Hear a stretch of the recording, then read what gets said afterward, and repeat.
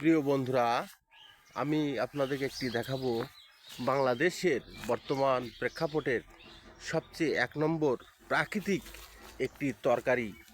গ্রাম বাংলা এবং শহরের প্রতিটা মানুষই এই তরকারিটা খেয়ে থাকেন। এটার নাম মানকচু। এইটা একটা মানকচু গাছ। আমার এই পুকুর পাড়ের প্রতিটা জায়গায় এই গাছগুলা বেড়ে উঠেছে, অনেকগুলো মানকচু। তো এই মানকচু গাছটি দেখেন, এই গুড়ার এই অংশটাই হলো আপনার কচু। এটা খুবই একটা সুন্দর প্রাকৃতিক পরিবেশে সার বিষবিহীন এই কচুটা উৎপাদন হচ্ছে। এটাই হলো আসল প্রাকৃতিক একটা তরকারি, মানকচু।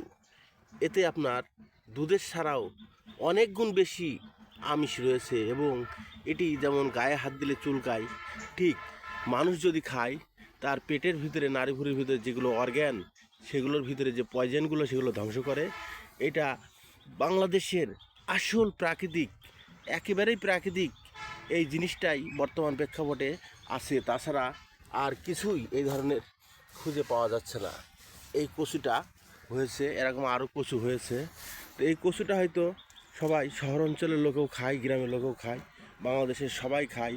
তো এই মানকচু খুবই পুষ্টিকর এবং খুবই শক্তিধর একটা তরকারি। তো প্রিয় বন্ধুরা, আপনারা খাবার অভ্যাসে প্রাকৃতিক খাবার যদি খান, আপনাদের রোগবালাই থেকে অনেক কিছু মুক্তি থাকতে পারবেন।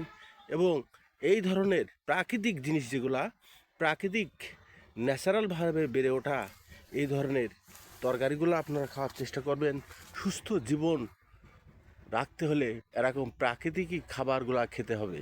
তা আশা করি প্রিয় বন্ধুরা বুঝতে পেরেছেন আমার বলার মূল উদ্দেশ্য, যে মানুষ যেন ভালোভাবে জীবনযাত্রা করতে পারে, সুস্থভাবে বেঁচে থাকে।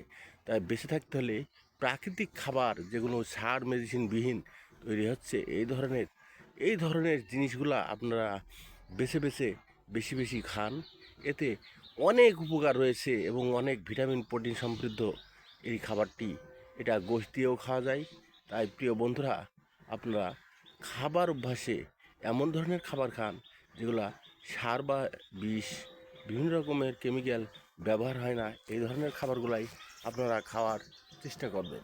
প্রিয় বন্ধুরা, আমি সাইদুর রহমান সুমন আপনাদেরকে মূল বিষয় এটাই জানাতে চেয়েছি যে আপনারা যেন এই ধরনের খাবারগুলা খেতে পারেন এবং স্বাভাবিক সুন্দর জীবনযাপন করতে পারেন। প্রিয় বন্ধুরা, ধন্যবাদ।